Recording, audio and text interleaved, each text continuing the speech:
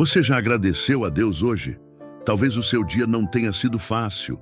Talvez você esteja cansado, sobrecarregado, até sem forças para orar. Mas mesmo assim, você está respirando agora. Isso já é um milagre. Você pode não ter tudo o que quer, mas já reparou no que você tem? Tem vida, tem uma chance nova, tem um Deus que não desistiu de você. Talvez você esteja esperando um milagre, mas hoje, talvez o milagre seja você ainda estar de pé. E isso é graça. Então feche os olhos agora e diga apenas: obrigado, Deus. Obrigado por tudo. Sentiu algo no coração?